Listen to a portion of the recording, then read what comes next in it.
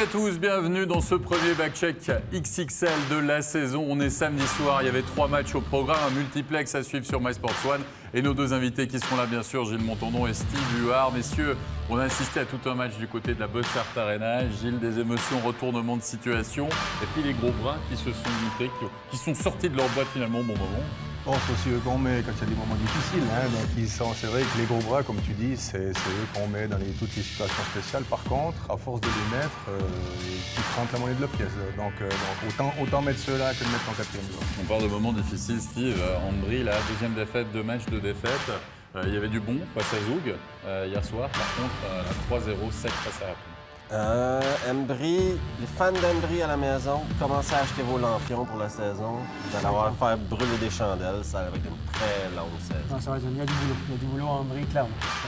Clairement, mais l'image du jour, c'est ce fameux 4-4 signé Kovar qui permet à Zoug d'accrocher les prolongations et surtout de s'imposer ensuite à domicile dans ce match palpitant face à Zurich.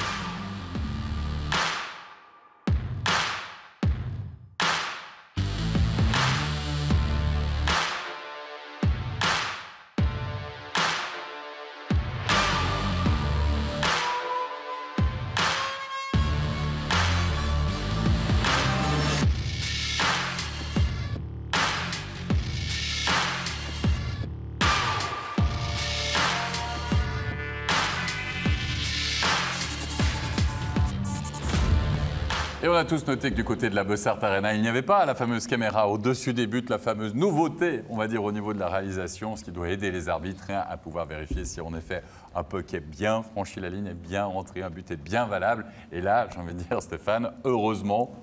Oui, heureusement que la caméra derrière, heureusement qu'on pouvait le voir, parce que sinon, ça aurait été le sujet demain dans tous les médias. Comment que ça se fait que parce qu'on n'a pas vu. Est-ce que les arbitres l'avaient, puis nous, on n'a pas pu le voir? Ça m'étonnerait. Les caméras sont installées au-dessus des buts dans toutes les patinoires, mais ne sont toujours pas effectives et utilisables dans toutes les patinoires. Voilà, j'espère que vous avez bien suivi et que vous avez bien compris. Messieurs, Gilles, Steve, comme tout bon suiveur de hockey qui se respecte, vous avez potassé les manuels pour cette nouvelle saison, vous êtes mis au parfum des nouvelles règles. Bon, on est revenu en arrière, donc c'est beaucoup plus simple. Ça rappelle des souvenirs? Bah ouais. C'est vrai, Steve, un retour en arrière au niveau des règlements. On va en parler d'ici quelques instants. C'est un retour en arrière. C'est aussi, je crois qu'on essaie de simplifier le travail des arbitres. C'est ça. C'est ça, Steph? Limiter l'interprétation. Ouais. Moins il y a d'interprétation, plus c'est facile. Bon, on a sélectionné 3, retour en arrière, en tout cas 3 nouveautés, entre guillemets, pour cette saison. On va commencer, si tu le veux bien, avec le fameux but du patin, parce que la saison passée, c'était pas clair. La saison passée, il fallait que ce soit accidentel. Donc là, on est revenu en arrière de 2 ans. On revient sur la règle qu'on appliquait il y a 2, 3, 4 ans en arrière. C'est-à-dire que vous avez le droit de marquer du patin, sauf si vous le bottez, s'il y a une action de kick qui est distinctive. Donc, mouvement vers l'arrière, lever du patin, mouvement vers l'arrière, projette le puck vers l'avant. S'il y a un mouvement de botter, là, il n'y a pas de but. Et vous avez le droit de rediriger intentionnellement, de le dévier intentionnellement. Vous allez voir, ça, c'est 2 buts l'année passée qui ont été acceptés, mais qui auraient dû être refusés, version officielle du chef des arbitres. Ça a été accepté, mais l'année passée, cette année, c'est tout à fait valable. Regardez, Vermin redirige le puck vers la cage, vers le but. Donc, clairement, ça, c'est permis cette année. L'année passée, c'était interdit. Ça avait été accordé à tort l'année passée. Pour ceux qui s'en souviennent, on l'avait dit sur le plateau. Celui-là avait été accordé à tort aussi. Et cette année, c'est clairement buvable. Vous allez voir, regardez, il étend le pied. Clairement, le puck arrive. Il redirige le puck. Il le fait dévier vers la cage. But valable. Aucune discussion possible. Il n'y a pas de kick. Il n'y a rien du tout. On le redirige. On est d'accord, ça sera plus simple finalement pour tout le monde. Exactement, au niveau moins de discussion. Allez, maintenant, nouvelle règle, nouveau changement, l'histoire de la passe avec la main. Bon, ça, c'est la règle Timo Meyer. En NHL, il y a eu ce drame où il y a eu une passe avec la main, les Sharks de San Jose ont marqué, etc. Les arbitres n'avaient pas le droit d'aller le voir à la vidéo. En NHL, on a changé la règle et on a fait pareil ici. C'est-à-dire que s'il y a une passe avec la main ou une cross-out en zone d'attaque, et que le jeu se poursuit et que l'équipe à la défense, aucun joueur de l'équipe à la défense ne prend contrôle de la rondelle, et si le puck reste toujours en zone d'attaque, si ces 2 conditions-là sont remplies, et qu'il y a but, les arbitres ont le droit d'aller consulter la vidéo, regarder s'il y a passe avec la main ou cross-out, et refuser le but sur la base des images vidéo. Ça, avant, ce n'était pas permis. Ça s'est passé en play-off l'année passée. Jeffrey fait clairement une passe avec la main à Vermin. Vermin marque. L'arbitre dit but parce que le puck a franchi la ligne. Il ne voit pas la passe avec la main sur l'action. Il est trop focalisé sur le fait si le puck traverse la ligne ou non. Cet arbitre-là, de source sûre, est allé voir la vidéo. Nous, on a dit, il y a passe avec la main, il y a passe avec la main. Et lui, quand il est allé voir la vidéo, il s'est dit, OK, il y a but, elle a traversé la ligne, mais merde, il y a passe avec la main. Il s'est dit, je fais quoi? Ah, la règle ne permet pas d'annuler le but sur les images de la vidéo. Donc, il a accordé le but. Il a dit, je m'excuse, les gars, il y a passe avec la main, mais je ne l'ai pas vu sur le coup. Donc, je suis comme ça. Cette année, il va voir la vidéo, il va dire, passe avec la main. Il n'y a pas eu de contrôle de l'équipe à la défense. Le jeu s'est poursuivi. Cette année, ce but-là peut être refusé. On est d'accord, messieurs. Par contre, dans des situations, c'est assez rare, hein, ça arrive quoi, une ou deux fois, peut-être un peu plus. Une ou deux fois par an, mais peut-être. Peut-être. Mais écoutez, faut qu'il y ait passe avec la main et que saute dans la zone d'attaque, qu'il n'y ait pas de contrôle de l'autre équipe, que le puck reste dans la zone, puis qu'il y ait but. Donc là, ça fait beaucoup de si. C'est un truc qui arrive une fois toutes les... Il faut que les arbitres le ratent aussi. Hein? Donc, en général, il y a les 4 arbitres, les juges de ligne peuvent siffler ça aussi. Mieux va avoir le règlement Parfait. au cas où ça arrive et que ce soit clair, net et précis pour tout le monde. C'est ça. Que ne pas l'avoir et, comme tu dis, que l'arbitre soit coincé. Je m'excuse, je l'ai vu à la Sans vidéo, mais je ne peux option. rien faire. L'année passée, les arbitres de NHL dans le match à San Jose, Tout le monde je me le souviens, savait. tout le monde l'avait vu. Les 4 pauvres arbitres étaient là. Ils étaient devant le plan de pénalité. Tout le monde disait, attends, vous avez vu, tous les spectateurs, les gars étaient là, on ne peut rien faire. Hop, vestiaire, ça a été... Et puis, ils ont été évincés des playoffs, ils ont pu refaire un match, etc. Alors que ça peut arriver. Timo Meier avait caché son puck, pas intentionnellement, mais... Il a été malin, là. Il était malin, il l'a bien joué. Hein? Il a loué à la Suisse, un peu malin comme ça. Et puis... non, mais ça avait fait tout un... Puis ils ont changé le règlement, puis on l'a adapté ici, puis c'est très bien comme ça.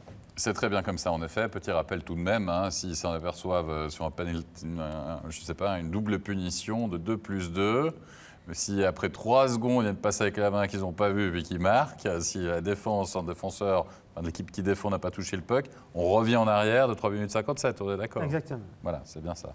C'est pour que les gens qui nous suivent puissent comprendre que si ça arrive, on revient en arrière parce qu'ils vont demander évidemment pourquoi. Ouais. Allez, 3e changement au niveau du coach challenge. Les coach challenge, on a formalisé un peu le truc. Les coach challenge pour les hors-jeux à la ligne bleue sont toujours possibles, sauf que si vous demandez un coach challenge pour un hors-jeu à la ligne bleue et que vous avez tort, ça veut dire que les arbitres avaient raison de laisser aller le jeu, bien, vous êtes pénalisé de 2 minutes de banc mineur. C'est exactement ce qui est arrivé hier. Rapportsville a marqué, les arbitres sont allés consulter. Le challenge de Berne, je ne le comprends pas parce que là, c'est même pas proche d'être hors-jeu. Personne n'a compris. Ça, c'est totalement imaginaire. Il y a quelqu'un de Berne qui n'a pas fait son job. Il n'y avait pas de hors-jeu. Berne est pénalisé de 2 minutes. Daniel Stricker annonce, OK, vous n'avez pas raison, les Bernois, on vous donne, il y a but et on vous donne 2 minutes.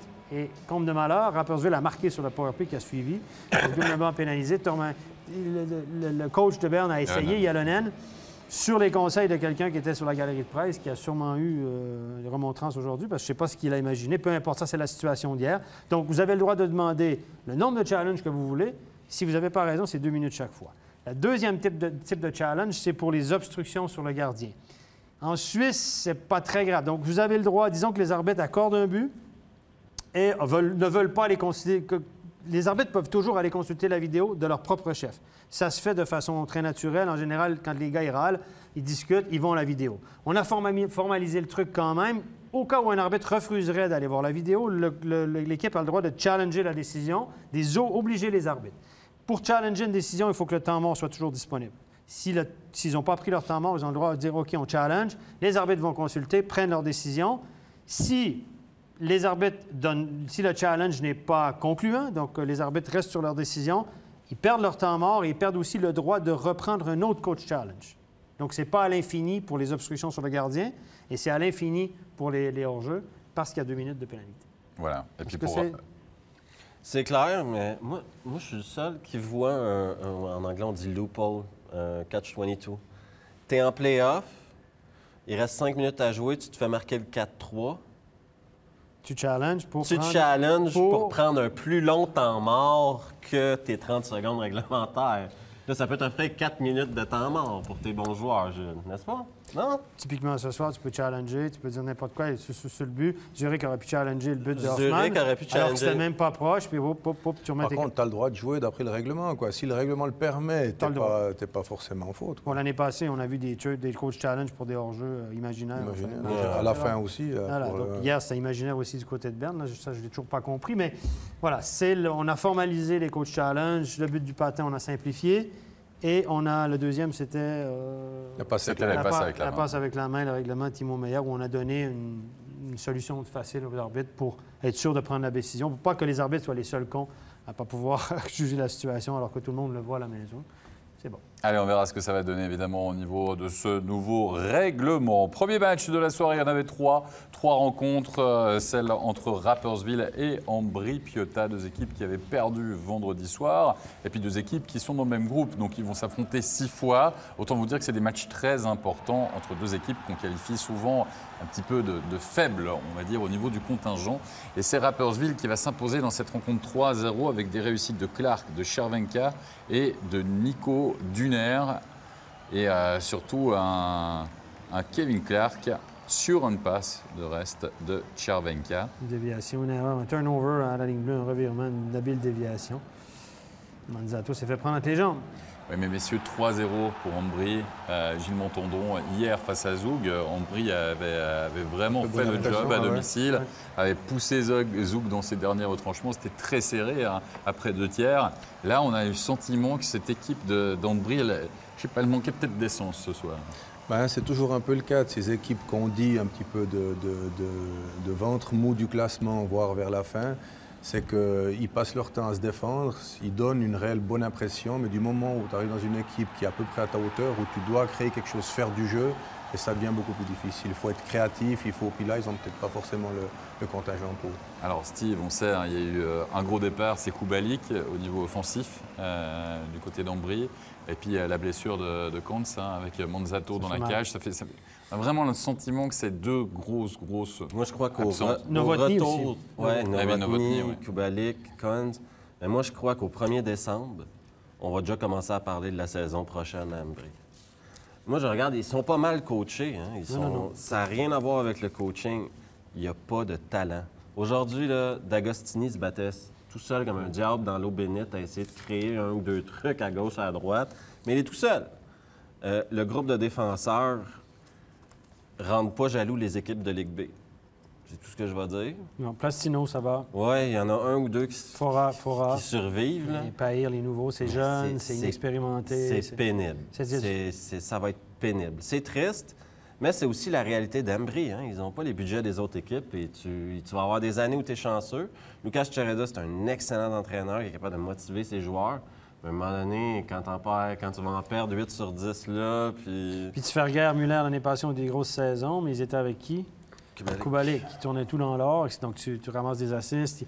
Lui, il changeait le jeu, il créait de l'offense, il générait de l'attaque. Cette année, les 2 premiers matchs, on a vu qu'il y avait plus de peine à générer de l'attaque. Donc, ils devront se battre comme des beaux diables tous les soirs, accrocher des points ici et là. Mais disons que ce n'est pas un scénario pour perdre les 2 premiers matchs. En Champions League aussi, ça a été compliqué. C'est une distraction inutile, moi, je pense, pour un club comme Ambri, la Champions League. Donc, c'est beaucoup d'énergie pour un contingent limité où c'est une équipe où tout est basé sur l'énergie, hein, l'agressivité, etc.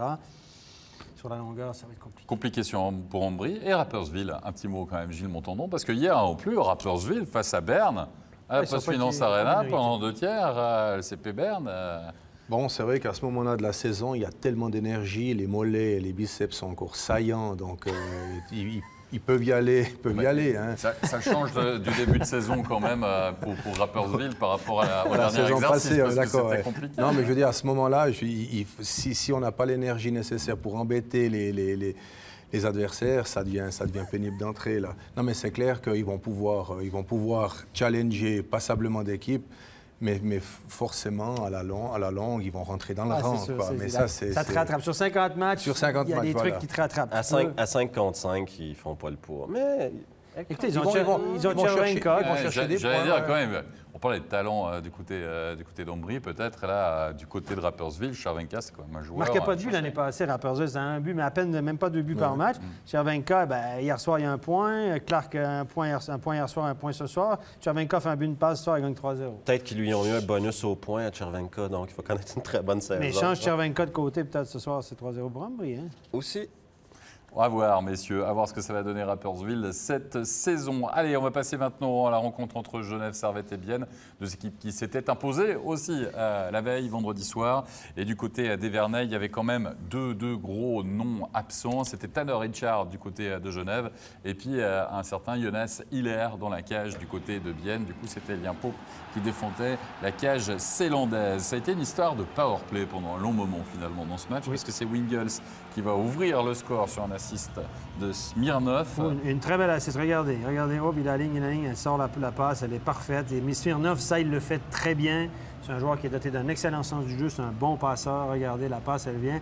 Vous avez aussi un Wingels qui, sur réception, droitier dans un angle. C'est pas facile. Marquer un but sur réception dans cet angle-là, ça prend de la technique, Gilles. Hein? Absolument. Puis où il le met en plus, hein, il le lève en plus, juste hein? sous la barre. Là, non, pour un gaucher, c'est quasi un cas d'école, mais pour un droitier, c'est pas évident. Très compliqué. On est allé le chercher justement pour marquer ce type de but. Yannick Radgeb qui égalise sur ce tir à la ligne bleue. Finalement, Steve, c'est exactement ce qu'on attend de Yannick Radgeb. C'est pour ça qu'il a décidé d'adhérer au projet Bienne. C'est pour jouer à pointe sur le power play. C'est ça. Et pour l'instant, ça marche, c'est efficace. Ce soir, c'est un but qui il va en marquer une douzaine comme ça. Exactement. C'est son premier, mais c'est au moins pas son dernier. Non, ça c'est sûr. Parce qu'il en a shooté ce soir, mis à part ça. Hein. Il en shoot des pucks, lui. Hein. Pose pas de questions. Il a beau des fois avoir Rayala ou bien Pouliot à côté. Non, je shoot. Pouliot, il va avoir un puck sur le power play cette saison. Radiel, il shoot le puck. Donc c'est vrai que les gars qui disent donne, puis il va shooter. On en parlait avec Gilles. 2-3 fois, on a vu Pouliot, il n'y a pas de show au puck sur le power play. Allez, messieurs, une image marquante de ces 20 premières minutes de jeu sur les patinoires, et notamment du côté d'Evernay, c'est la blessure de Tim Boson. À la suite de ce contact épaule contre épaule, pas de punition. Hein, non, c'est même pas une mise en échec, c'est juste qu'il le contient, il le bloque un peu à la bande, il barre la route. Et puis Boson, je pense qu'il est un peu déséquilibré. Et tout, regardez ici, c'est même pas une mise en échec. Boum! Arrivé tête première, le nez en premier sur le plexiglas incurvé. À l'époque, il y avait des coussinets, maintenant c'est un plexiglas incurvé. Et là, je pense qu'il s'est vraiment fracassé le nez, on le voit, là, il saignait abondamment, ça a dû lui faire très mal, mais là, c'est la faute à pas de chance. Mais je pense qu'il ne s'y attendait pas qu'il y avait cet arrondi-là, parce qu'il se laisse coincer, il a les bras ballants, il se laisse aller. Donc, normalement, là, s'il n'y a pas cet arrondi, tu te fais coincer à la bande, tu es arrêté, tu repars. Je veux dire, il n'y a juste rien, simplement. Un petit broche, là, d'habitude. Exactement, oui. Puis là, il y a cet arrondi, là, il se le prend en pleine face. Voilà. Normal à la tête ce soir, il me semble qu'il ça aurait été pire avec les coussins, d'ailleurs. Hein. Il y a des raisons pourquoi ils ont mis l'arrondi. Parce qu'avec le coussin, ça aurait été un stop direct. Oui, les plexis, il y a quand même il y a du jeu sur le plexi qui fait en sorte que le joueur a un choc moins violent qu'avec les coussins. Le coussin, c'est un mur. Il y a un petit coussin, mais il y a un mur. Hein? D'ailleurs, on a une vidéo qui le prouve, avec un peu comme les crash tests, où on voit que la force est diffusée d'un endroit. C'est les nouveaux plexis. Hein? Allez, messieurs, il y a quand même un but, le 2-1 pour Genève Servette en supériorité numérique. 18e minute de jeu à 5 contre 4. Et on va vérifier qui va marquer ce but. On l'a donné à Smirnov, mais à mon avis, Smirnov ne touche pas à la rondelle. Là, c'est Douai, à mon sens. Je regardais. Douai ou Fer? Douai qui va pousser là maintenant. Hop, c'est le défenseur qui l'a mis. Ou alors il est touché par Sataric, ça on est d'accord. Douai, et puis là, Smirnov passe à côté du puck. On a accordé ce but à Smirnov. Je ne comprends pas. Je pense que ça va être corrigé. Je pense qu'on va peut-être se fier aux joueurs. Si les joueurs disent oui, j'ai touché ou j'ai pas touché. Mais là. Je serais bien étonné. Je ne sais pas ce que vous en pensez. Apparemment, c'est soit Fer ou Douai qui tape le puck, et puis c'est Sataric, effectivement, ça, il tape la cuissette. Est-ce qu'il le type après? Voilà, c'est quand même pas... on va vous avouer quelque chose, c'est un peu compliqué parfois, hein, Stéphane, pour nous, parce que vous savez, on a ces images-là, on est en direct avec vous, on suit les rencontres.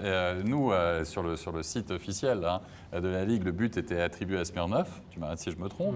Ce 2-1, là on voit qu'il ne touche pas au puck, très clairement. C'est soit Douai, soit Fer. Bon, des fois, les arbitres peuvent le demander, mais...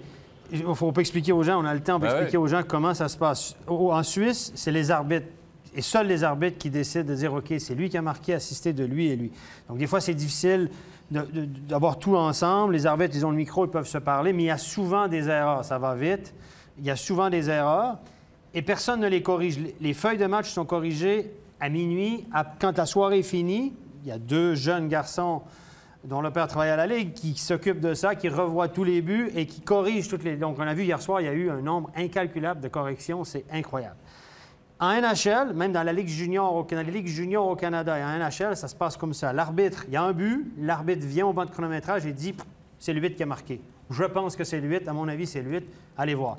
Donc, avant le jeu reprend et avant que le but soit officiellement annoncé et rentré sur les sites officiels, il y a une reprise vidéo. Donc, dès que le but est marqué, il y a quelqu'un sur la galerie de presse qui fait « rewind », on revient en arrière, touc, on regarde le but. OK, c'est 8, 14... 42. On vérifie, on contre-vérifie, on téléphone au banc de chronométrage. 8, 14, 42, c'est officiel. Basta, terminé. Et il peut y avoir éventuellement des corrections s'il y a une petite déviation, comme dans le cas de Smirnov. Et c'est fait. On a souvent de l'annonceur maison attend une minute avant de l'annoncer parce qu'on vérifie. Mais c'est fait comme il faut, tout de suite, etc. Et puis le soir, quand les médias comme nous, les médias écrits, ils font leur travail, bien, on a la bonne version. Il y a des gars hier qui n'avaient aucun point puis qui ont fini avec 2 points. Et l'inverse, il y a des gars qui avaient 3 points puis qui ont fini avec un seul point hier soir. Donc, ce n'est pas la même histoire à raconter. Hein? Donc, voilà. Donc, c'est fait de façon très professionnelle. Ici, on a des gens sur les galeries de presse qui prennent les statistiques en live. Nous, on a les statistiques, tir au but, engagement, tir bloqué. Il y a des gens qui appuient sur block shot toute la soirée. Block shot, block shot, block. Alors, je ne comprends pas qu'il n'y ait pas un geek de plus, un spécialiste d'informatique qui dit « OK, moi, je reviens en arrière puis je vérifie. C'est pas compliqué, il connaît la règle. » Et puis qu'on le donne tout de suite.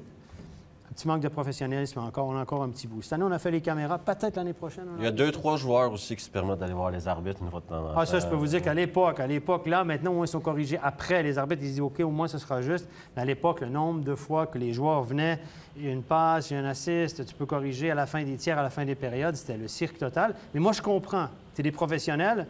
T'entends un point, c'est un point. C'est leur argent. Puis c'est avec ça que tu négocies à la fin de la saison. Effectivement, quand tu as un goal ou une assist, puis que c'est les tiens, alors tu les mérites, ça c'est sûr. Par contre, il y en a combien qui vont piquer? Il y avait eu un étranger à Berne, il avait 9 points du match, c'était fantastique. Après visionnage, il avait fait effectivement 5 points, Ouais. puis la Ligue avait décidé, ouais, mais on y laisse ses points. Ah non, ça marche pas comme ça. Non, mais c'est juste scandaleux. Parce qu'il y a des bonnies des fois au point, il y a évidemment. Et puis après, quand tu négocies, si tu as 40 points la saison ou tu as 23 points la saison... Pas le même contrat. Voilà, Hein. puis moi, je vois ça souvent dans les ligues mineures, les arbitres qui arbitrent des gamins, novice élite, mini-top, junior élite, etc. Ils disent, oh, c'est pas grave. J'ai vu un match novice élite l'autre soir, c'est les 5 derniers buts du match sans assist. C'est impossible.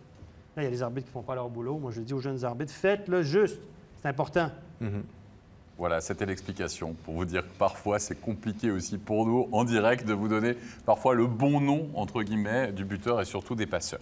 Allez messieurs, on va continuer puisqu'on s'est fait un peu arrêter après 20 minutes de jeu et on va voir, tiens, une charge. Lors de la deuxième période de Douai à la tête sur Kunsley. Et là, messieurs, votre avis là-dessus, Steve? C'est un coup de cochon. C'est un coup, c'est surtout que c'est inutile. En aucun cas est-ce que Douai veut le puck. Il veut juste faire mal à Kunsley. Il n'a plus le puck déjà. Il n'a plus le puck. Il arrive dans son angle mort. Il est vulnérable parce qu'il vient d'échapper la C'est une rondelle. intention de blesser. La seule chose que tu peux faire dans cette situation-là, c'est que tu vas le blesser, le joueur. Ouais. Si tu le fais, là, il va arriver quelque chose de négatif. Là, il a été chanceux. Il a rejoué après. Il a rejoué. Et ça, des fois, moi, ça me fait toujours rire parce que 2 jours plus tard, il va aller à l'entraînement lundi matin. Il va arriver, il va vomir après deux up and down. Ouais, puis il va dire, mais finalement, qu'est-ce je qui me s'est compte. passé dans ma journée? Hey! Moi, je pense que c'est pire que le geste de Noah hier soir. Je pense que les arbitres auraient dû donner 5 minutes, à mon avis. Je pense qu'il sera suspendu parce que dans l'intention, c'est pire que ce que Noah Rod a fait, qui a été suspendu. Et ça, c'est ce qu'on ne veut pas voir. Heureusement, il n'a pas été blessé. Et ça, c'est pas une raison de se dire, maintenant, il n'a pas été blessé, on ne le suspend pas. Ça ne doit pas être mis en compte. Donc, pour moi, c'est clairement une charge contre la tête. C'est ce qu'on ne veut pas voir au hockey. Gilles, d'accord? Oui, entièrement d'accord. Regardez. C'est vrai que là, je veux dire, il est encore chanceux, comme on l'a dit, Douai, c'est qu'il n'y prend pas la tête complètement au début. Je veux dire, c'est épaule-tête, c'est le haut du corps. Mais c'est vrai que l'intention, là, surtout avec le puck qui est à 2,50 m, Je veux dire, ça, c'est... Là, on va peut-être dire, ouais, il a réellement touché l'épaule avant, machin, mais non. Mais il y a 5 ans, les gars, C'est la une- même, c'est de la la même chance charge qu'il- arrive il y a 5 ans. là. Il y a 10 joueurs qui sautent dessus Il y en a sur la d'ailleurs. glace. Ouais, maintenant, c'est plus comme ça. Ah oui, c'est clair qu'il faudrait pouvoir et arracher la tête à l'autre. Hein, parce que...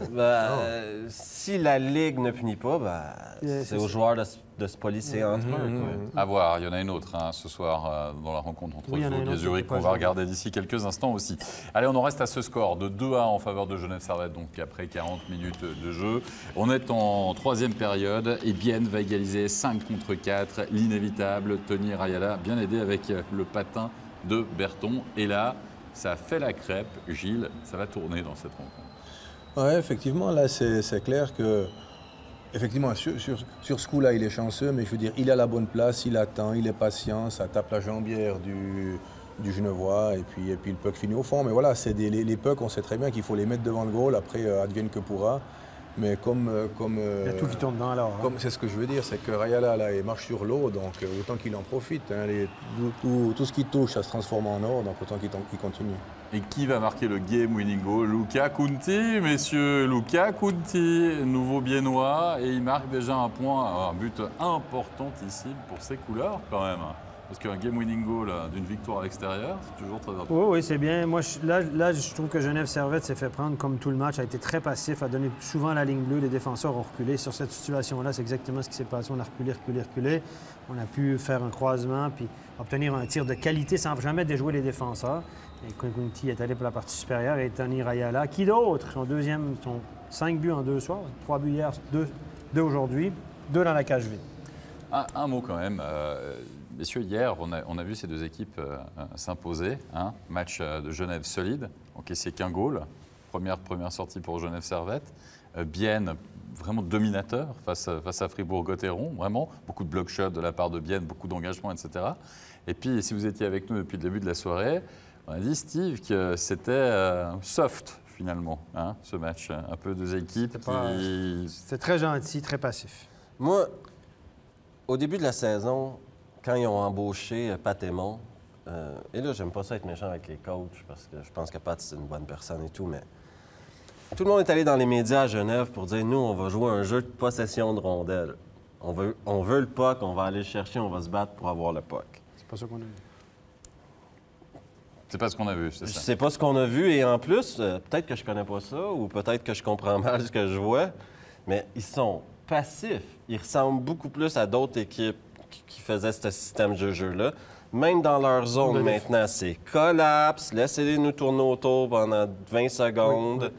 Beaucoup plus passif. Avec McSorley, on était très agressif sur le porteur de la rondelle. À l'entrée de zone, on mettait beaucoup de pression. Parfois trop, on se faisait prendre. On donnait... Mais là, du côté de Genève, on a clairement changé le jeu en zone défensive. On fait comme Bienne, comme Berne, comme Lausanne, comme Lugano le faisait l'année passée. Cette année, j'ai pas trop vu. On est collapse, on fait la défensive de zone. Stéphane, Gilles, Genève va pas gagner le championnat suisse cette année. Est-ce qu'ils sont obligés de nous endormir en plus avec la manière qu'ils jouent toute la saison? Écoute, peut-être qu'ils se disent j'ai une équipe jeune, on est jeune en défense. Si on ouvre trop le jeu, si on se lance à l'abordage, on va perdre des 1 contre 1. Donc, ils préfèrent de jouer la carte de la sécurité. Autant je ne comprends pas pourquoi Berne et Lausanne jouent de cette façon, parfois très, très défensive. Autant je peux, moi, concevoir un peu Genève. Effectif limité, ça va être compliqué sur la longueur, des défenseurs jeunes, inexpérimentés. Des fois, tu as meilleur temps d'être un peu plus prudent. Mais ce soir, à mon avis, il l'était trop, notamment à la ligne bleue. On a donné constamment la zone neutre et l'entrée de zone, c'était facile. On le sait, Gilles, on dit toujours aux défenseurs, il ne faut pas donner... Close the gap. Close the gap. Il ne faut pas donner la ligne bleue. Bien est rentré facile dans le territoire de Genève ce soir, a fait des délais, s'est baladé, pas de pression. Et si vous donnez ça à Bienne, à Rayala, à Pouliot et compagnie, ils vont vous faire mal. On attend le power play à Genève de toute façon. Oui, c'est ce qu'on a vu ce soir, avec beaucoup de buts de power play de part et d'autre. Tanner Richard, l'absence, ça fait quand même beaucoup. On l'annonce blessé en haut du corps. Notre journaliste qui était présent du côté de Langnau a dit Tanner Richard, la saison passée, c'est simple. Vous prenez combien de pourcentage des engagements sur Genève? Je ne sais pas, ils en prenaient 50 sur les 60 engagements peut-être pendant un match. Il en a pris beaucoup moins. Wingels en a pris beaucoup plus du côté d'Ilfis. Ça, c'est un gros point d'interrogation quand même. Et c'est quand même le maître à jouer. Je veux dire, voilà, c'est un centre qui prend ses face-off. C'est le numéro 1. C'est ça, exactement. C'est le numéro 1. Il crée du jeu, il crée des espaces, il garde son puck, il est malin, il arrive à... c'est lui qui arrive à influencer le jeu. Et c'est des joueurs comme ça, ils sont rares dans les équipes. Il y en a un, voire deux, pas beaucoup plus. Et avec un passeport suisse, encore plus rare. Avec un passeport suisse. Il y avait la présence d'Elien Pope dans la cage ce soir du côté du HC Bienne. On va l'écouter tout de suite à l'interview après ce deuxième succès donc en 2 matchs pour les Biennois. Elien Pope, première titularisation cette saison, une première victoire, qui plus est à l'extérieur. Comment vous analysez cette rencontre? Ouais, c'était pas facile de venir ici, on a une équipe quand même décimée, mais je crois qu'on a montré ce soir qu'on a une belle force de caractère.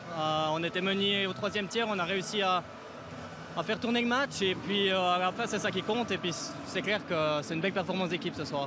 Comment vous expliquez que des gens qui n'ont pas tellement l'habitude de ce niveau-là, on regarde la 4e ligue par exemple, arrivent à se fondre dans le collectif? C'est toute une équipe qui tire à la même corde, je pense. Tout le monde a joué son jeu. On a bloqué les shoots qu'il fallait. On a vraiment joué en équipe. Et puis finalement, c'est ça qui compte le plus, comme on le sait. Merci Elien. Bonne rentrée. Voilà pour cette réaction d'Elien Pope et cette victoire évidemment du HC Bienne. 2 victoires en 2 matchs quand même pour les Biennois. Messieurs, ça c'est plutôt bien. On va écouter une autre réaction du côté de Genève Servette. Après cette défaite, on va écouter celle de Jonathan Mercier. Jonathan Mercier, après une jolie victoire à Langnau hier, une défaite à domicile. On a senti Servette tenir son os et puis le lâcher gentiment au fur et à mesure que le match avançait. Comment vous l'expliquez? C'est un peu relâché les 10 premières minutes de la 2e période. Et je pense qu'il ne faudrait pas que ça arrive dans le futur. Donc on va essayer de bosser pour qu'on bosse 60 minutes, on n'a pas le choix, quoi. Oui, 60 minutes, c'est important effectivement de travailler tout au long. Les situations spéciales sont également importantes. Le box-play est quelque chose que vous maîtrisez plutôt bien ce début de saison. Le power-play, il y a eu beaucoup d'opportunités. Qu'est-ce qui manque pour vraiment être efficace? Je pense un petit brin de chance aussi en powerplay, c'est ça qu'il nous faudrait parce qu'il tourne bien. On a vu, on a beaucoup d'occasions, des belles passes. Et comme j'ai dit, un petit brin de chance, ça ferait pas de mal. Vous montez en puissance aussi au niveau des adversaires. Après Langnau, Bienne. Après Bienne, mardi, ce sera Zurich. Comment vous abordez ce match? Comme tous les autres matchs, que ce soit Bienne ou n'importe, c'est égal. On prend personne à la légère. Ok, merci beaucoup. Bonne soirée. On va voir ce que ça va donner contre Zurich, qui était impressionnant du côté de Zouk. On va en parler d'ici quelques instants. Un mot quand même sur Bienne, messieurs, avant de passer au premier challenge de cette saison. Ce HC Bienne, bon an, mal an, 2 matchs. 2 victoires et surtout Anthony Rayala, auteur d'un triplé, 2 buts encore ce soir. Luka Kunti qui marque. Il y a quand même 4-5 absents. Il y a 4-5 absents. Oui, il met ça des points précieux. Et comme Tormanen a dit en entrevue après le match, avant le match, c'est-à-dire, il a dit, écoutez, les absents, on doit prendre ça comme un côté positif. Ça veut dire que les joueurs, les remplaçants, tout le monde doit se montrer, tout le monde doit lever son cran, tout le monde doit prouver qu'il peut jouer dans cette équipe-là. Et puis, c'est comme ça qu'on va réussir à amener tout le monde dans le même bateau et c'est ce que Bienne a montré. 2 victoires. L'efficacité était là. On a gagné 2 matchs. Pas facile, mais on a gagné 2 matchs. J'ai l'impression qu'ils ont une campagne de transfert qui est chaque année assez judicieuse. Ouais. Ils vont chercher un Forster que tout le monde pensait moyen bof, mais je veux dire, il fait un excellent travail. Là, ils ont été chercher Luka Kunti. C'est un joueur qui est encore dans la force de l'âge, mais qui doit se relancer. S'il vient à Bienne, moi je trouve que c'est un joueur extraordinaire. Il a eu quelques pépins de santé, comme à peu près tous les joueurs. Mais je veux dire, quand il est en pleine possession de ses moyens, ce garçon, c'est un excellent joueur. C'est un peu style où il peut organiser des matchs, organiser des jeux, organiser des goals, faire des passes, marquer. On voit le goal qu'il marque là. Il prend son temps et il marque un super goal, un game-winning goal de surcroît. Je veux dire, voilà, c'est quand même des campagnes de transfert qui sont assez judicieuses. Un Radgeb, moi, je pense que c'est un coup de poker, mais hyper gagnant d'avance, quoi. Il y a zéro risico. souvent, on y en voulait parce qu'il prenait 2-3 goals, il encaissait 2-3 goals. Qu'est-ce qu'on s'en fout avec la quantité qu'il va en mettre. Puis c'est un joueur si spectaculaire. tu le coaches judicieusement. C'est magnifique. Si tu dis, écoute, je vais le cacher à domicile, je ne le mettrai pas contre les meilleurs attaquants adverses, je ne vais pas le mettre dans une position où il est inconfortable, c'est-à-dire où je dois jouer contre des bons attaquants adverses, où il peut faire des gaffes défensivement. Tu le caches un peu défensivement, tu ne le brûles pas, tu lui donnes toute la corde que tu veux offensivement. Et puis, à Bienne, ça peut être que gagnant. Il y avait besoin d'un gars pour le power play, il n'y a pas de défenseur droitier. Bingo. Mais il y a des joueurs qui ont faim, là. Les mecs qui sont sur le 4e bloc d'habitude, mais à cause des blessés, jouent au 3e bloc. Ouais. Eux, ils veulent garder leur place. Tout s'enchaîne. Et forcé d'admettre que Tormanen est fort probablement le meilleur coach de la Ligue. On avait 2 juniors élites sur le 4e bloc aujourd'hui. Hein? Ouais. On avait le petit Carafa et puis Simon Wust.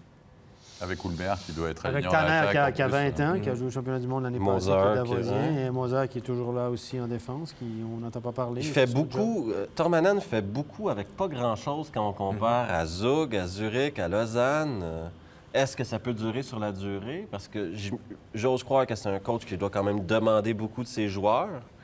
Est-ce que ça peut durer Est-ce que ça peut durer une autre saison? On a dit ça l'année supplémentaire? passée. L'année passée, ils sont partis 8-2 dans les 8 victoires, 2 défaites dans les 10 premiers matchs. Puis après, ils ont joué à peu près 50-50, mais ils ont assuré leur saison. Quand tu pars avec 50 matchs, tu pars très bien, tu assures quasiment ta saison. Je veux quand même mentionner que ce soir, messieurs, Mathieu Chantré joue sur le premier bloc hier soir aussi. Mathieu Chantré, sur le premier bloc à Vienne. Futur retraité, hein, du reste, il l'a annoncé, tout comme Jonas Hiller, Ça que marche. c'était sa dernière Ça marche. saison. Messieurs, on va marquer une pause finalement dans cette soirée, puisqu'on aura encore la rencontre entre Zug et Zurich d'ici quelques instants. Mais avant cela, place à notre série de reportages Made Challenge. En effet, c'est une nouveauté. Nous sommes allés nous rendre dans les clubs de Suisse romande, que ce soit de National League et de Swiss League du reste. Et nous avons demandé à un joueur de l'équipe, eh bien tout simplement, de lancer un challenge à un coéquipier, mais sur un autre sport que le hockey sur glace. On regarde ce premier épisode justement avec 2 joueurs du Genève Servette.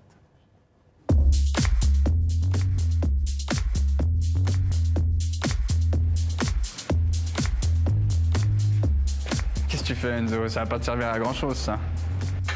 Ça va pas te sauver du ping-pong, hein.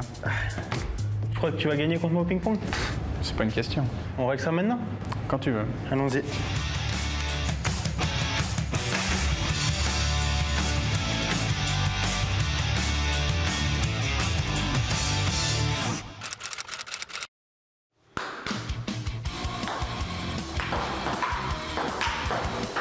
Et dehors. Mec, la balle, elle sort 2 fois. Ah bon? Mais oui.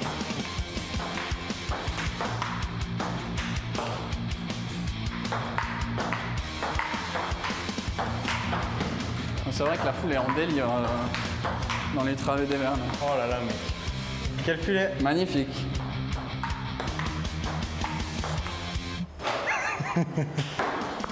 Quelle soirée. Oh, elle touche. Pas de chance. Chanceux, c'est bien. On a le ralenti ou pas sur ce... Tu On demandes, regarde au ralenti, tu celle-là. demandes le challenge ou quoi? Oh, Daniel. Magnifique, le coup parfait. Je pense, Tim, tu t'es trompé de sport, mec. Trompé de vocation. Tu serais riche, là. Bon, le prochain, là, j'annonce que je gagne le point. C'est prêt? Je l'annonce. Oh là là, il est fâché.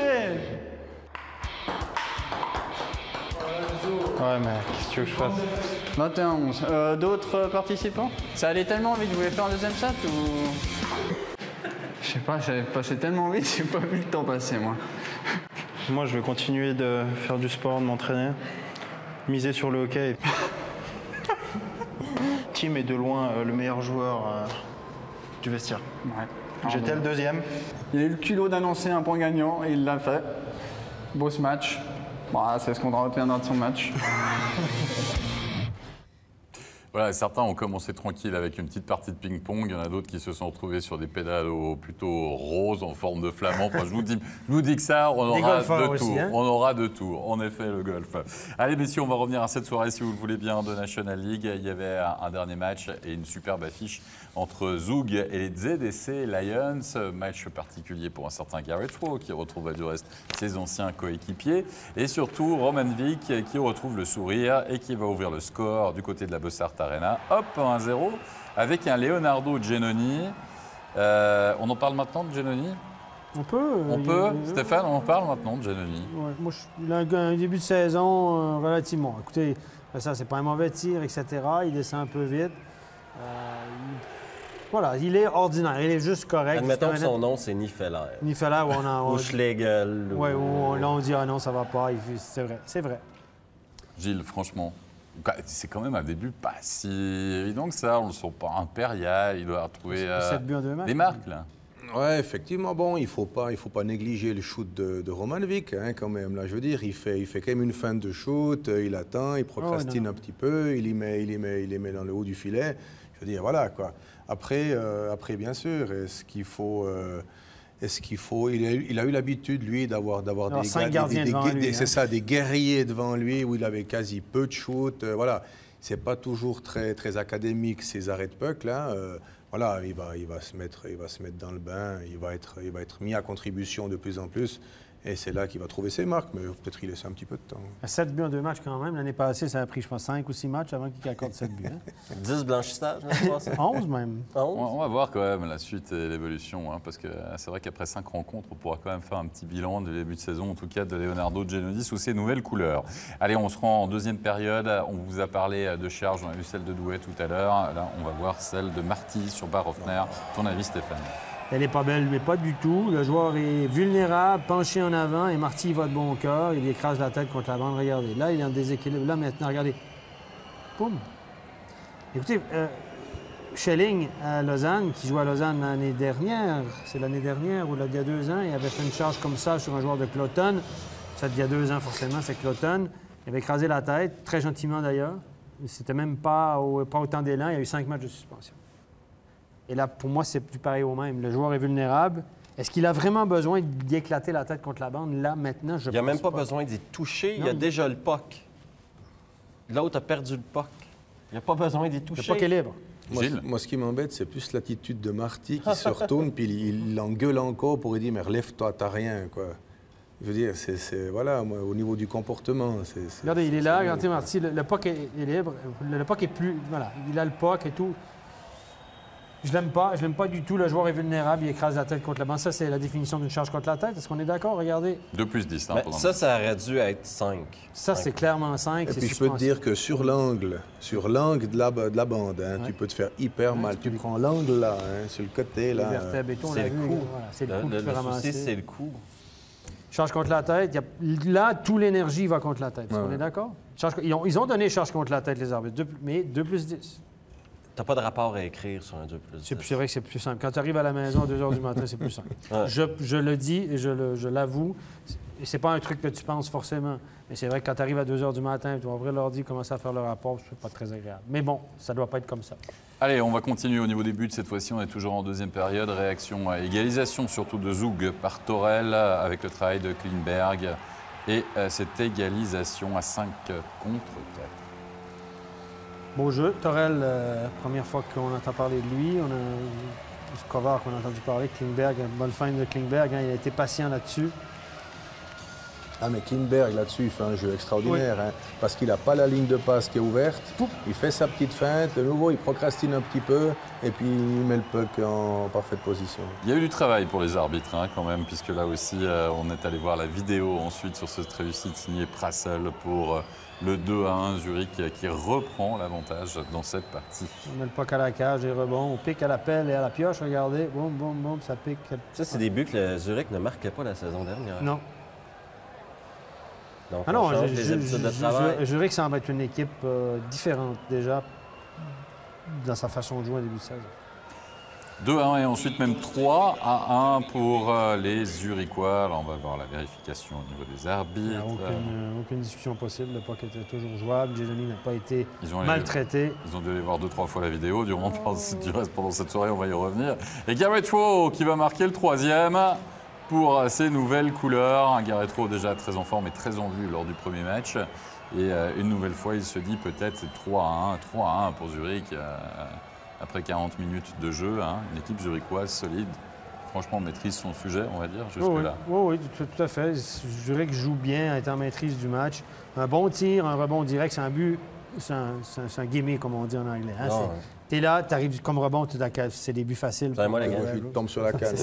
C'est ça. Un rebond de Giannoni, mais là, c'était un tir assez puissant. C'était difficile pour lui de contenir ce rebond. Bon, c'est une passe qui a été coupée, qui a été amortie, qui arrivait pile pour le défenseur. Ouais, donc, au niveau du timing, ça brasse un peu. Exact. Hein. Mais la réalité, c'est quand vous êtes Zug, quand vous avez l'ambition d'être champion, hein, finaliste la saison passée, vous êtes à domicile face à une grosse équipe, certes, de Zurich, ne pouvez pas vous permettre de solder le match. Et puis les concours de circonstances qui vous relancent. Regardez, on est à 5 contre 3. La réussite signée Grégory Hoffman, qui lui non plus rate pas ce genre d'occasion. Le coup d'œil de Marcini est fabuleux, là, évidemment. Mais moi, ce qui me dérange, le but est magnifique, on est d'accord, mais là, les 2 pénalités qui ont mené à ce 5 contre 3, c'est des pénalités douteuses, je l'ai dit en fin de match. Pour moi, la première est tirée par les cheveux. Le gars est resté pris, la canne coincée. Et la deuxième pénalité qu'on donne à Bleidenbacher, qui est allé au vestiaire d'ailleurs et s'est blessé, n'était pas une pénalité pour mettre une équipe à 3 contre 5. Cadeau des arbitres, ça remet Zug en selle. Et là... Et Zurich, pourtant, qui va marquer le 4-2. Et tu as admiré la passe de Marcini. Celle de Pieux sous terre, elle est quand même pas mal aussi, hein, Steve. Oui. Ça, c'est... en anglais, on dit de la sauce. C'est le même geste que quand tu fais ta sauce à spaghetti. Ouais, donc, c'est une passe splendide, ouais. Et la réduction du score, signé Kovar, le show Kovar qui commence, mais surtout le show d'Anne Tangnes aussi, puisqu'on est à 6 contre 5. Il reste du temps. Il a sorti son gardien quand il restait. Il y avait 2 buts d'écart. Il a sorti son gardien quand il restait plus de 3 minutes. Ça, c'est la nouvelle théorie. Hein? Donc, plus je sors tôt, plus tu as de chances de revenir.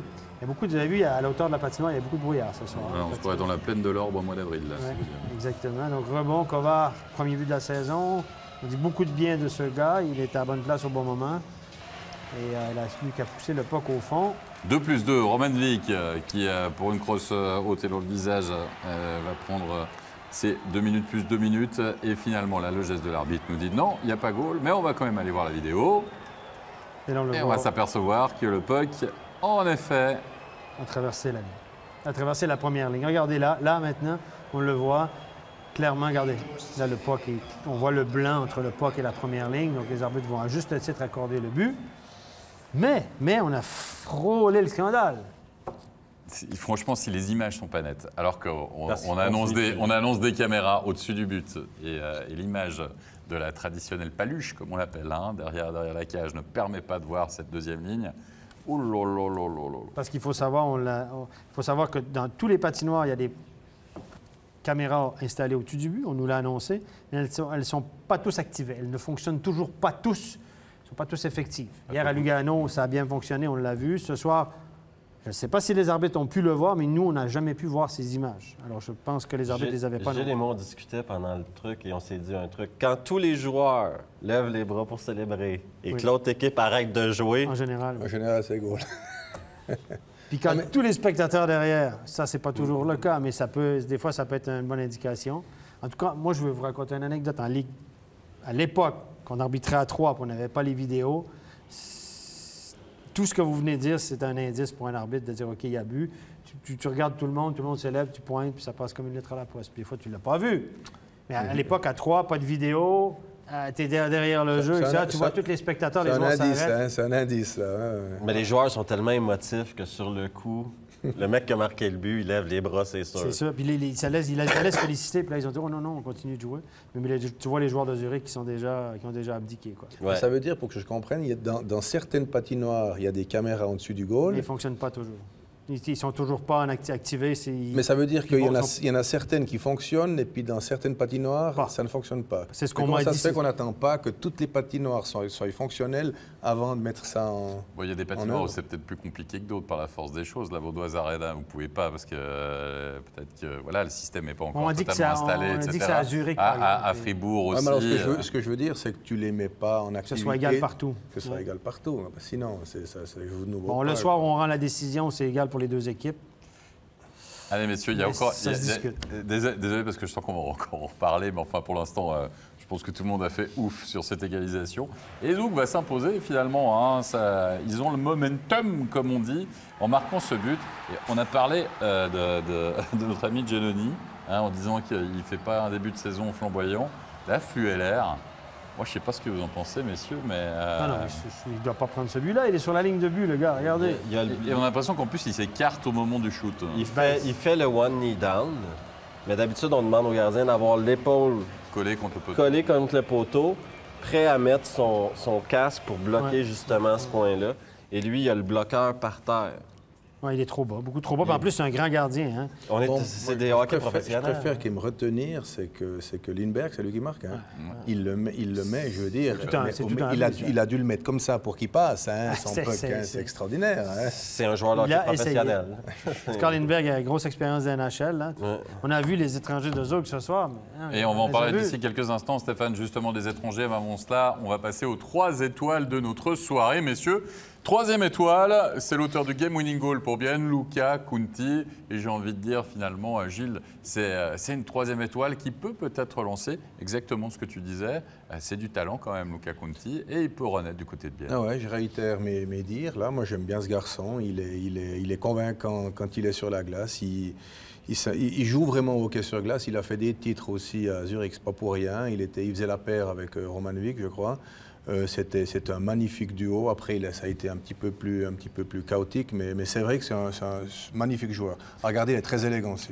2e étoile pour Jan Kovar. Jan Kovar, on l'annonce, Steve, comme la grosse star, en tout cas une des grosses stars de notre championnat. Calmons-nous.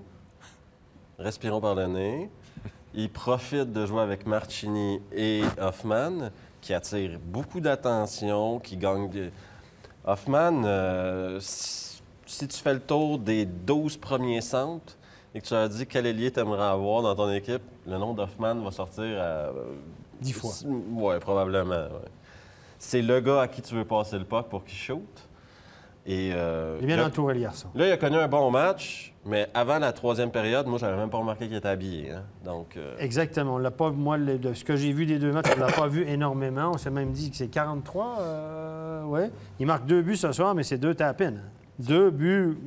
Au bon moment, au bon endroit, etc. Ma mère les aurait marqués. Dans les 2 premières périodes, invisible.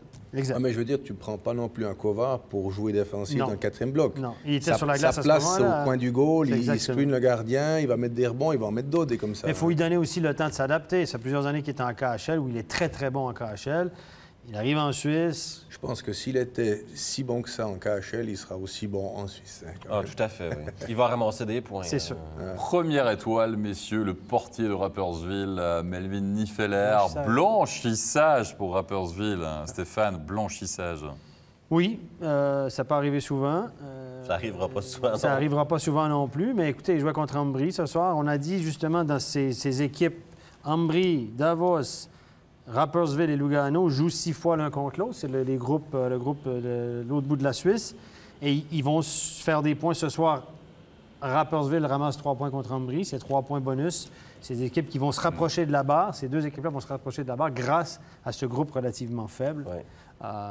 Où il y aura des points en plus de disponibles. Et là, Rapperswil ce soir a été meilleur qu'Ambry. Et le gardien a fait un bon job. Allez, messieurs, on va parler de notre 3e grand thème de discussion, entre guillemets, ce sont les étrangers. Ah, avant ça, on va passer au classement et résultats. Oui, autant pour moi. Évidemment, on va récapituler les résultats de cette soirée de National League. Les 3 rencontres de ce soir, la victoire de Bienne à l'extérieur du côté de Genève 4-2, le succès de Rapperswil 3-0 et la victoire de Zug après prolongation face aux ZDC Lions. Le point au niveau du classement. Avec le HC Bienne, 6 points, la seule équipe évidemment avec 2 rencontres à avoir fait le plein puisque Zug s'est imposé. Prolongation, Zurich, Berne, Lausanne, Rapperswil, Genève, Fribourg. C'est encore évidemment le tout début et les prémices. On jouait également du côté de la Swiss League, messieurs, et cette fois-ci, on a le tableau des résultats, Steph, t'es pas obligé de sortir ton téléphone, je vais te dire. Pour nous les donner, les Getsec Lions qui se sont imposés 7-4 face à Winterthur.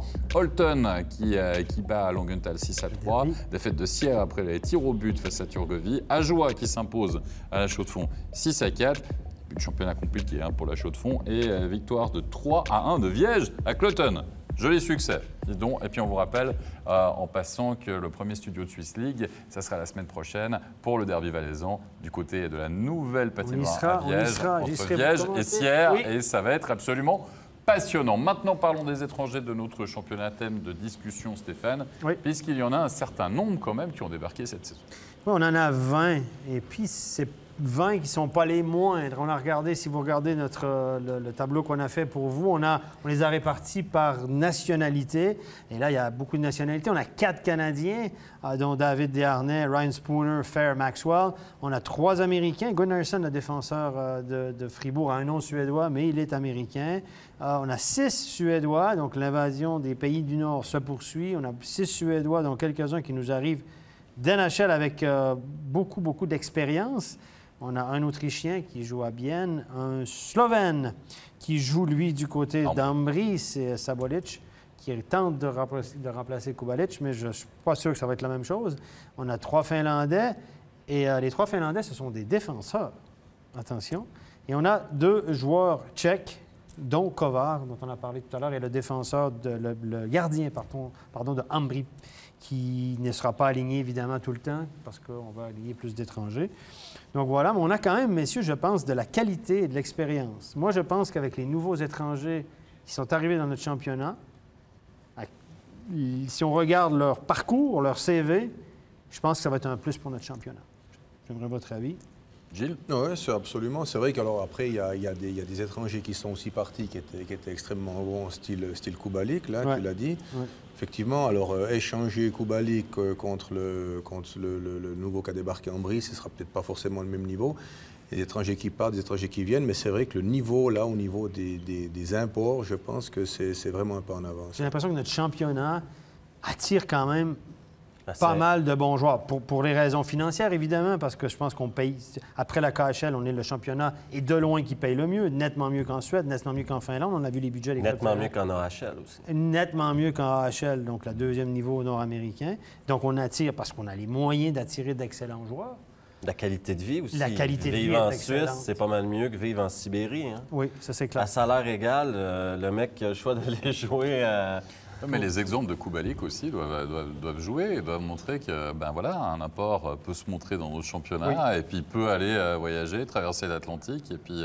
Kubalik est jeune, il était jeune, 23 ans. Les autres, ceux qui arrivent cette année sont plus âgés, c'est un peu différent. Non, mais un Spooner, par exemple. Spooner, il peut retourner. Il y a aussi des joueurs qui reviennent, je ne sais pas, il y a eu des exemples dans le passé, pas toujours forcément réussis, mais un Glenn Metropolite était revenu aussi jouer en Suisse. Il était reparti. Il y a 2 étrangers à qui j'aimerais qu'on mette des petites astérix à côté. Aaron Paluja je suis d'accord. À Davos et Ryan Spooner à Lugano. J'aimerais qu'on attende une dizaine de matchs avant de se prononcer sur l'impact que ces joueurs ont. Palucha, je suis d'accord à Davos. Je n'ai pas entendu que du bon sur lui, notamment au niveau de son comportement. C'est un joueur qui est difficile à gérer. Par contre, Spooner, je demande à voir. Faut lui donner un petit peu de temps parce qu'il n'y a pas une adaptation. Le country club luganais... Mais Spooner, c'est quand même en NHL, c'est quand même un assez bon joueur. Je me garde une réserve et je ferai mon mea culpa si je me suis Oui, trompé. tout à fait, mais on demande à voir. Hein. On est d'accord. On verra ça, messieurs, en tout cas, ce qu'ils vont donner justement à la nouvelle escouade étrangère de notre championnat. On arrive à la fin de cette soirée de hockey sur glace. Il y avait 2 informations que tu voulais nous communiquer, Stéphane, au niveau de la NHL. Bien, la NHL, la grande nouvelle, ça fait 5 mois qu'on en parle bientôt, c'est que Mitch Marner, la grande vedette, le fabricant de jeux, le gars qui joue à Austin Matthews du côté de Toronto, est en renégociation de contrat. On parlait de lui qu'il allait venir s'entraîner à Zurich pour se garder en forme et tout ça. Ça a été annoncé. Finalement, à paraffé un contrat, tenez-vous bien, de 65 millions pour 6 ans. Ça fait 11 millions par année. 21 ans. 21 ans seulement. Donc, en NHL, les agents libres avec restriction, on y reviendra plus tard dans nos backchecks XXL, ils touchent le jackpot carrément. Et c'est une longue négociation et les fans de Toronto et les fans de NHL sont soulagés parce que c'est un excellent joueur de hockey. Donc, c'est réglé. Maintenant que... Et l'autre nouvelle, c'est que Patrick Laine, le grand Finlandais qui marque des buts, le grand et gros Finlandais qui marque beaucoup de buts du côté de Winnipeg, est aussi en renégociation de contrat, agent libre avec restriction. C'est pas réglé et c'est annoncé. On vient de me... Merci Jean-Frédéric Devetta, qui vient de m'annoncer c'est officiel, il va venir s'entraîner avec Berne pour se maintenir en forme, avec son entraîneur Jalonen, qui connaît bien ces 2 Finlandais. C'est annoncé qu'il ne va pas jouer avec Berne, mais il va s'entraîner avec Berne. Donc, Patrick Laine, garde ça de NHL. Puis on ira lui faire un petit coucou, justement, avec une petite interview, très certainement, pour savoir ce qu'il attend de cette future saison. Merci beaucoup, messieurs. On est à la fin de ce backcheck XXL. Nous, on vous donne rendez-vous mardi, sans faute, 19h25. Il y a la rencontre que vous pourrez suivre sur MySports One. Ça sera le match entre Langnau et Fribourg. Merci à toute l'équipe. Bonne fin de week-end. Bye bye.